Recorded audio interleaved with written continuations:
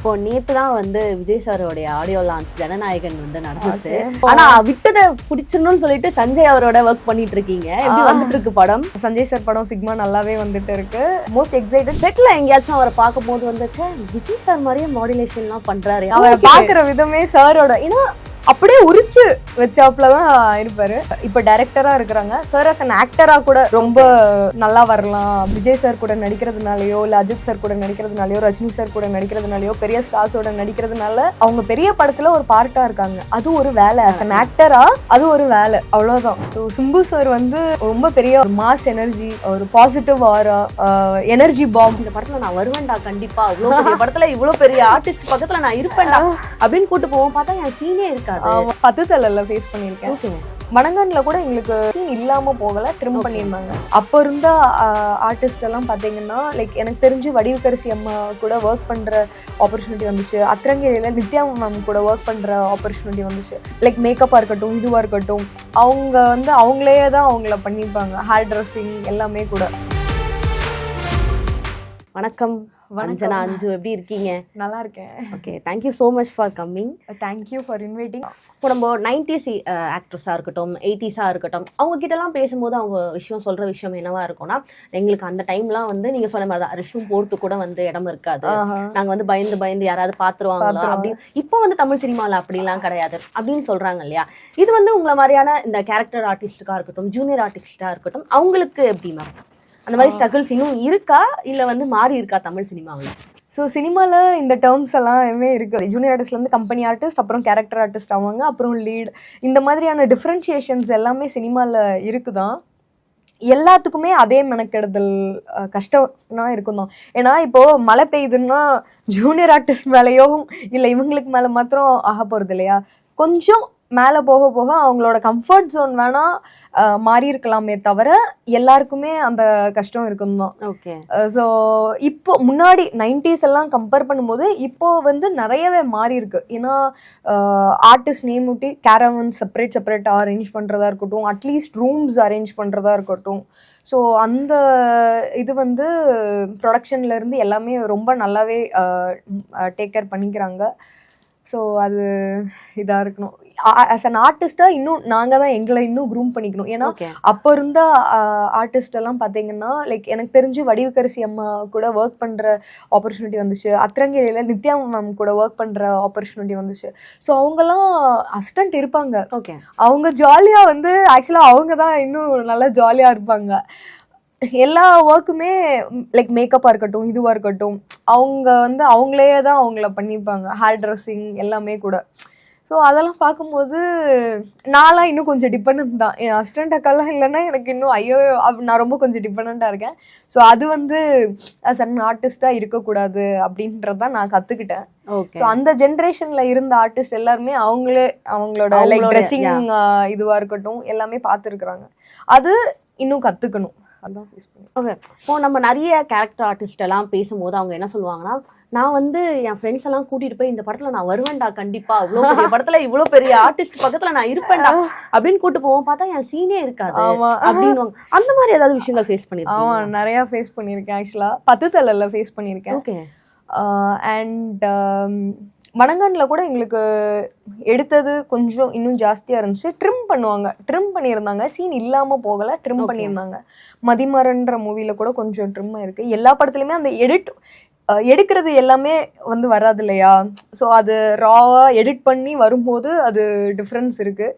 முக்கியமாக வந்து இது நான் 10 தலல தான் ரொம்ப ஃபேஸ் பண்ணியிருக்கேன். ஆக்சுவலாக எங்கள் அக்கா ஹஸ்பண்ட் வந்து ரொம்ப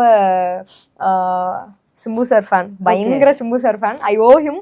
நான் கண்டிப்பாக எனக்கு அடுத்து ஏதாவது ஒரு படம் பண்ணும்போது அவங்களுக்கு. ஸோ அவர் வந்து பயங்கர சிம்பு சார் ஃபேன். ஸோ 10 தல ஆடியோ லான்ச்சுக்கெல்லாம் நம்மளுக்கு நிறைய க்ரூ டிக்கெட்ஸ் வந்தது.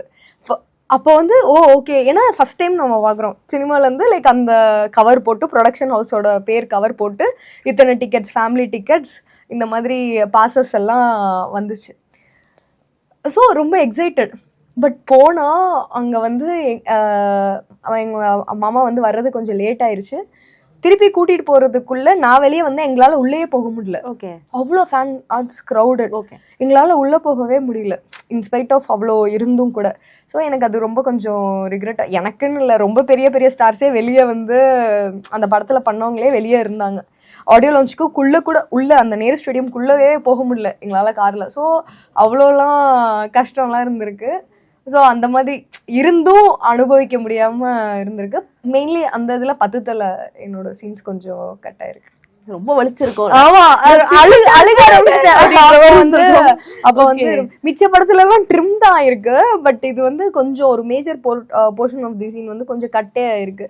ஸோ அதுக்கு வந்து கொஞ்சம் ஃபீல் பண்ணேன். பட் அதெல்லாம் ஸ்டாக்னன்ட் ஆகாம அடுத்து என்ன அப்படின்னு பார்த்துட்டு ஓடிட்டே இருக்கிறதுனால ஓட்டாதான் வந்து இந்த ஃபீல்ட்ல சஸ்டெயின் பண்ணி இருக்க முடியும். ஜெயிக்கிறதுக்கு இல்லைங்க, சஸ்டெயின் ஆகுறதுக்கே அடுத்து என்ன, நாளைக்குரியது என்னன்றது நம்ம இன்னைக்கு யோசிக்காம ஓடிட்டே இருந்தாதான் இங்க சஸ்டெயினே ஆக முடியும். சிம்பு சாரோட ஆக்ட் பண்ண எக்ஸ்பீரியன்ஸ் பத்தி சொல்லுங்க. ஸோ சிம்பு சார் வந்து 10 தலை ரொம்ப பெரிய ஒரு மாஸ் எனர்ஜி, ஒரு பாசிட்டிவ் ஆரா. அவர் வருவாரு, நடிப்பாரு, கிளம்பிடுவாரு. அந்த மாதிரி டப் டப்னு அந்த ஒரு மாதிரி எனர்ஜி பாம். அதுதான் சொல்லணும் சிம்பு சார் பத்தி. ஓகே. இப்போ நேத்து தான் வந்து விஜய் சாரோடைய ஆடியோ லான்ச் ஜனநாயகன் வந்து நடந்துச்சு. சோ நீங்க அதுக்கு ட்ரை பண்ணீங்க இல்லையா, ஜனநாயகன் பண்றதுக்கு? ஆமா. சோ எப்படி என்னன்னு தெரியல, கிடைக்கல கொஞ்சம். ஆனா விட்டதை பிடிச்சிடணும்னு சொல்லிட்டு சஞ்சய் அவரோட ஒர்க் பண்ணிட்டு இருக்கீங்க. எப்படி வந்துட்டு இருக்கு படம்? சஞ்சய் சார் படம் சிக்மா நல்லாவே வந்துட்டு இருக்கு. அண்ட் லைக் டப்பிங் ஒர்க்ஸ் இதெல்லாம் போஸ்ட் ப்ரொடக்ஷன்ஸ் எல்லாம் கொஞ்சம் இப்போ போயிட்டு இருக்கு. ஸோ ஒர்க் ஃபர்ஸ்ட் அப்படின்னு சொல்லி தான் சஞ்சய் சாரே இப்போ அப்படிதான் இருக்கிறாங்க. ஸோ சஞ்சய் சார் டீம்னா நாங்களும் எல்லாரும் அந்த மாதிரி ஒரு இதில் தான் இருக்கோம். ரொம்ப தளபதி கச்சேரி ஸோ சூப்பராக நடந்துச்சு. Most excited. பட் ஸ்டில் அது நம்ம இந்த இயரோட ரிக்ரெட்னாச்சா இங்க நடந்திருந்தா எப்படியாவது போயிருக்கலாம். பட் ஸ்டில் இது மலேசியால நடந்ததுனால போக முடியலன்றது ஒரு சின்ன வருத்தம் தான். பட் அது ஜனநாயகன் பார்த்து அதை ஈக்குவலைஸ் பண்ணிக்கலாம் அப்படின்னு சொல்லி தான் இருக்கு. செட்ல எங்கேயாச்சும் அவரை பார்க்கும் போது வந்துச்சு, விஜய் சார் மாதிரியே மாடுலேஷன் எல்லாம் பண்றாரு, அவரு மாதிரியே பண்றாரு அப்படிலாம் யோசிச்சிருக்கீங்களா? எல்லாருமே சொல்லுவாங்க அவரை பாக்குற விதமே சாரோட, ஏன்னா அப்படியே உரிச்சு வச்சாப்புலதான் இருப்பாரு. எனக்கு வந்து ஆக்சுவலா என்னன்னா, இப்ப டைரக்டரா இருக்கிறாங்க சார், அஸ் அன் ஆக்டரா கூட ரொம்ப நல்லா வரலாம் அப்படின்றது வந்து என்னோட ஒப்பீனியன். செட்ல வந்து சொல்லிலாம் உங்களுக்கு ஒரு ஆக்ட் பண்ணி காட்டுறப்போ ஹீரோ சாருக்கு இது இப்படி பண்ணுங்க அப்படின்னு ரொம்ப ஜென்டில் பர்சன். எனக்கு தெரிஞ்சு அவர் ஹார்ஷாவோ ஹார்டாவோ யார்கிட்டயுமே செட்ல பேசக்கூட இல்லை. சத்தமாவே அவர் பேச மாட்டார். இது பண்ணுங்க அவ்வளோதான், என்ன பண்ணணுமோ அதை மாத்திரம் சொல்லி அந்த வேலையை மாத்திரம் வாங்குவார். ஸோ அவர் நடிச்சு காட்டும் போது அந்த ஒரு இது இருக்கும் இல்லையா. So he's an hero material. Life time experience, life time settlement மாதிரி. அதான் இந்த இயர் எண்டில் வந்து உங்களுக்கு வந்து ஒரு டபுள் டக்கர் ட்ரீட் மாதிரி, இந்த பக்கம் பார்த்தா மிடில் கிளாஸ், இந்த பக்கம் பார்த்தா மார்க். எப்படி இருந்துச்சு அந்த எக்ஸ்பீரியன்ஸ்? சோ பிளான் பண்ணி எதுவும் பண்ணல. இது ட்ரூலி யூனிவர்ஸோட எல்லாமே தள்ளி பட் ரிலீஸ் தான் ஒண்ணுல. ரிலீஸ் வந்து ரெண்டுமே ரொம்ப க்ளோஸ் டு ஹார்ட் ப்ராஜெக்ட்ஸ் மாதிரி. ஸோ ரொம்ப ரொம்ப ஹாப்பி. அண்ட் ரெண்டு டீமோடையுமே ஈக்குவலண்ட்டாக ட்ராவல் பண்ண மாதிரி இருந்துச்சு அந்த டைமில் வந்து. ஆடியோ லான்ச்சஸாக இருக்கட்டும், இதுவாக இருக்கட்டும். ஸோ டேக்அவே வந்து எவ்ரிடே இஸ் அ லேர்னிங் தான். அண்ட் அந்த 2 படம் பண்ணது வந்து எனக்கு ரொம்ப ரொம்ப சந்தோஷம். மாஸ்க் வந்து Vetrimaaran sir production, mentored by Vetrimaaran sir. So அந்த டீமோட அஸ் அ காஸ்டாக வந்து பெரிய இது. ஏன்னா ஆர்டி சார் கேமரா, காஸ்டியூம்ஸ்ல இருந்து எல்லாமே பெரிய செட்டப். டான்ஸ் வந்து பக்கம் பார்த்தா ஆமா பட் எனக்கு வந்து ஆண்ட்ரியா மேமோட காம்பினேஷன்ஸ் ரொம்ப கம்மியா இருந்துச்சு. ருஹானி சர்மா மேமோட தான் காம்பினேஷன் இருந்துச்சு. அண்ட் அவங்க வந்து like north Indian, but still அவங்க எங்களோட கோப்பப் பண்ண ரொம்ப ஹம்பிளான பர்சன். ஸோ ஒவ்வொருத்தர்கிட்ட இருந்தும் அவ்வளோ லேர்னிங் இருந்துச்சு ஆஸ் அ பர்சன். ஈவன் வெற்றி சார் ஒரு ஆர்டிஸ்ட் சார் வந்து இந்த மாதிரி ஜூனியர் ஆர்டிஸ்ட், கேரக்டர் ஆர்டிஸ்ட்லாம் பார்க்க மாட்டாரு. எல்லாருக்கும் வந்து சொல்லி கொடுப்பாரு. அவர் அவ்வளோ தூரம் இறங்கி ஒருத்தருக்கு இது பண்ணுங்கன்னு சொல்லணும்னு இல்லை. ஸோ சொல்லி கொடுப்பாரு. Even Vikarnan sir as a person அவரும் அந்த டிஃப்ரென்ஷியேஷனே காட்ட மாட்டார் அந்த படத்தோட டைரக்டர். ஸோ ரொம்ப நல்லா இருந்துச்சு. அண்ட் இந்த சைட் பார்த்தா மிடில் கிளாஸும் வந்து big film like Axis film factory, Dilli sir productions and Purnesh and K Vidhurai sir தான் இப்போ ரிலீஸ் பண்ணியிருக்காங்க. ஸோ அவங்க தான் ப்ரொடியூஸ் பண்ணியிருக்காங்க. அண்ட் கிஷோர் சாருக்கும் இது ஃபஸ்ட்டு மூவி. அண்ட் என்டையர் டீமுமே ரொம்ப ரொம்ப ஹார்ட் ஒர்க்கிங்கான டீம். அண்ட் அதில் ராதா ரவி சாரோட காம்பினேஷன் இதெல்லாம் இருந்துச்சு. ஸோ ரொம்ப ராதா ரவி சார்லாம் நான் படையப்பால வந்து ரொம்ப பார்த்து என்ஜாய் பண்ணியிருக்கேன். அவரை நான் வந்து பார்த்ததே ரொம்ப ஹாப்பி. அண்ட் மிடில் கிளாஸ்ல 2 பேருக்கும் நடிச்சு காம்பினேஷன் இருக்கும்போது ஆக்சுவலாக இது என்னன்னா அவங்களோட ஒர்க் பண்ணும்போது அவங்களோட எக்ஸ்பீரியன்சஸ் எல்லாம் சொல்லுவாங்க. அவங்க இது எல்லாமே சினிமாவில் ஸ்கூல் மாதிரி இப்படிதான் பண்ணும் அப்படிதான் பண்ணும்னு எந்த ஒரு ஃபார்முலாவோ ஃபார்மெட்டோ கிடையாது. எனக்கு ஒர்க் ஆகுறது உங்களுக்கு ஒர்க் ஆகாது, உங்களுக்கு ஒர்க் ஆகுறது இன்னொருத்தவங்களுக்கு ஒர்க் ஆகாது. ஒரே ஆர்டிஸ்டாவே இருந்தா கூட, ஆங்கராகவே இருந்தா கூட, மீடியாலேயே டைரக்டராகவே இருந்தா கூட ஒருத்தருக்கு ஒர்க் ஆகுறது இன்னொருத்தருக்கு ஒர்க் ஆகாது. ஸோ நம்மளுக்கு என்ன ஒர்க் ஆகுன்றது நம்ம தான் கண்டுபிடிக்கணும். அந்த பாத்துல தான் அந்த சக்சஸும் அந்த லைக் டிகிரி ஆஃப் சக்சஸ் தான் வந்து சேஞ்ச் ஆகுதே தவிர நல்ல லேர்னிங் எக்ஸ்பீரியன்ஸ் இந்த 2 படம் பண்ணதுலையுமே. ஓகே, இப்போ எப்படி ஃபீமேல் ஒரு கேரக்டர் இருக்குன்னா அது வந்து எப்படி நம்ம படையப்பால வந்து நிலாவரி மாமா பார்த்து ரசிச்சோமோ அதே மாதிரி வந்து நம்ம சந்திராவை பார்த்து எல்லாரும் ரசிச்சோம். நீங்க அவங்க கிட்ட பார்த்து ச்சே இப்படி இருக்காங்கயா, இவங்க கிட்ட இப்படி இப்படி நடந்துப்பாங்களா, இவ்வளோ சூப்பரா இருக்காங்க அப்படின்னு நீங்க வியந்த ஒரு விஷயம் என்ன ஆண்ட்ரியா மேம் கிட்ட இருந்து?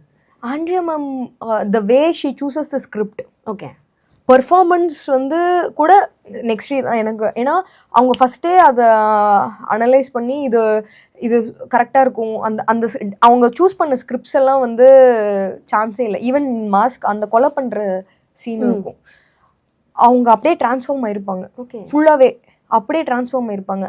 அவங்க ஒருத்தருக்குங்க தான். ஈவன் வட சென்னை கூட பார்த்தீங்கன்னா அமைதியா அந்த சாங்லலாம் வந்து ரொம்ப சாந்தமா இருப்பாங்க. அவங்க தான் கொலை பண்ணாங்கன்னு சொன்னா அது நம்புற மாதிரியும் அவங்க டிரான்ஸ்ஃபார்ம் ஆவாங்க. அவங்க அந்த வே ஆஃப் ஆக்டிங் இதுலேயுமே மாஸ்க்லேயுமே அந்த கொலை பண்ற சீன்ஸு இதெல்லாமா இருக்கட்டும், அண்ட் அதுக்கு முன்னாடி ஒரு மாதிரி பாவமா இருக்கிற சீன்ஸாக இருக்கட்டும். ஸோ 2மே வேர்சட்டைலாக ஹேண்டில் பண்ணுவாங்க. ஓகே, ஸோ அது the way she chooses the script and the way she transform to perform. Okay, அதுதான் நான் அவங்க கிட்ட இருந்து லேர்ன் பண்ணிக்கிட்டது.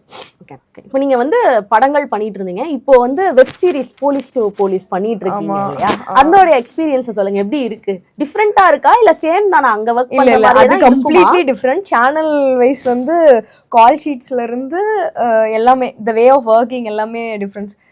மூவி வந்து கொஞ்சம் சொஃபஸ்டிகேட்டடாக இருக்கும்.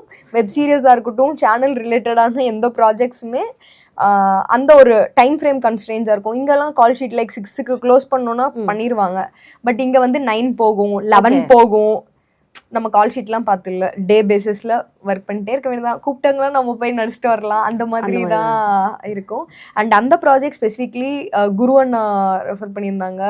இப்போ ஹார்ட்டில் பேட்டரி கூட பண்ணியிருக்காங்க லீடா. So thank you. And Sham sir இபி. ஸோ இவங்க 2 பேரோட காஸ்டிங் தான் ஹார்ட் பீட் பண்ணதும் போலீஸ் பண்ணதும். ஸோ தேங்க்யூ, அவ்வளோதான்.